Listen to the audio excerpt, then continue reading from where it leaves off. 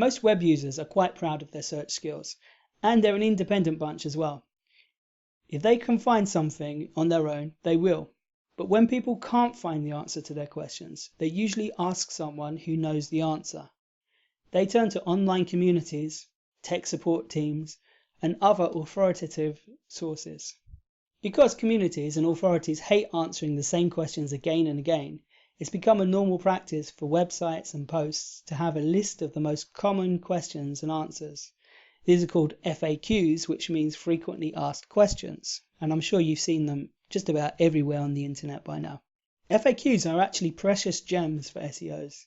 If a question makes it onto an FAQ list, it means that 1, a lot of people are searching for it, and 2, they aren't satisfied with the results they can find by themselves.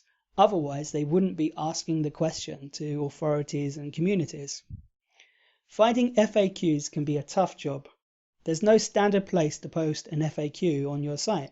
Some companies use a dedicated page, others use sticky posts on forums, and sometimes FAQs are integrated into a long page of text at the bottom. FAQ Fox is a special web scraper just for FAQs. It's designed for content marketers. What it does is it will visit a number of sites and crawl through the pages looking for FAQs. Then it searches for the questions that contain your keywords and gives you a list. FAQ Fox needs a list of links to start the process. Luckily, it has a number of lists for popular niches such as health, tech, insurance, animals. If you're searching a really obscure topic like WordPress theme frameworks, you probably won't get any results from these standard sites. Instead, you have to find a list of links that you can insert into the search box to give FAQ Fox a place to start looking. You can find some good sites to feed into the box with a normal standard Google search. If you're feeling really ambitious, you could use an automation tool like Scrapebox. But remember, the longer the list, the longer it will take for FAQ Fox to find results for you.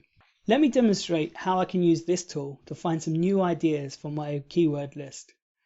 First, I found a list of sites from Google. I searched for WordPress theme framework and picked out several different sites. They were SitePoint, Athemes, Themeshaper.com, ThemeHybrid.com, WPBeginner.com, WPMUdev.org, and MyStudioPress.com. So the first thing I do is I copy these sites into the text area on FAQ Fox that says Enter Sites to Scrape. And then I type the word framework in the keyword field.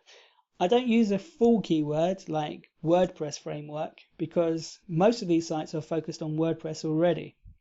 If I included the words WordPress and theme, FAQ Fox would return fewer results.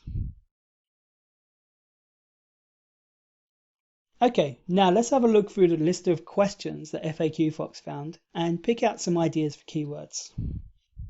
Here we go. Front-end development, embed video and SWF, SaaS frameworks, Compass, Bourbon, Zerb Foundation 4, Child Theme Basics, Theme Hybrid, Genesis Grid Loop, 504 error, GitHub.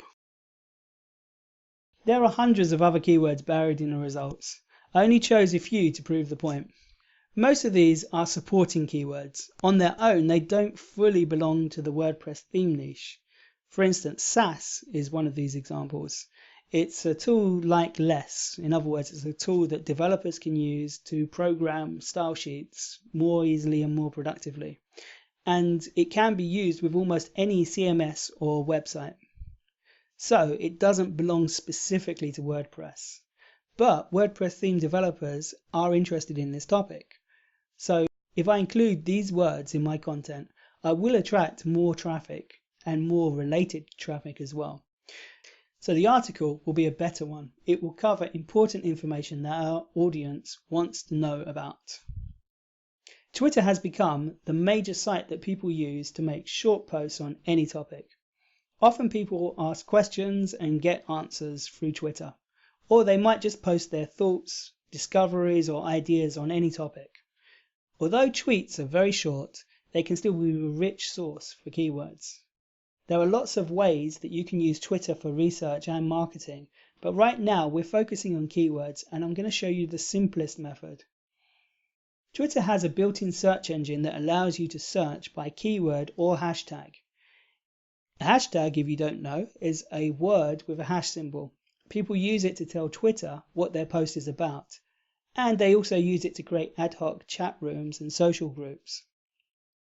Let's start with a simple Twitter search for WordPress theme framework.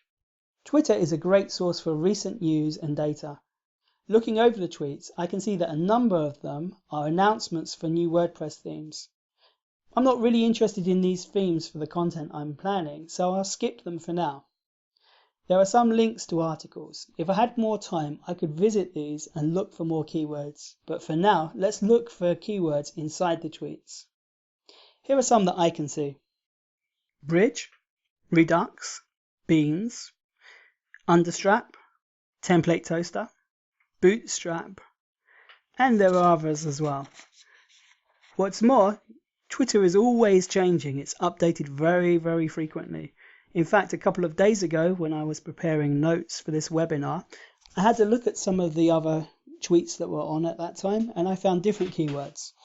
I found Titan framework, theme customizer section, Wonderflux, Unison, code library, and drop-in. So Twitter is a great asset when it comes to marketing and SEO, and we'll be covering it in a lot more depth in the future.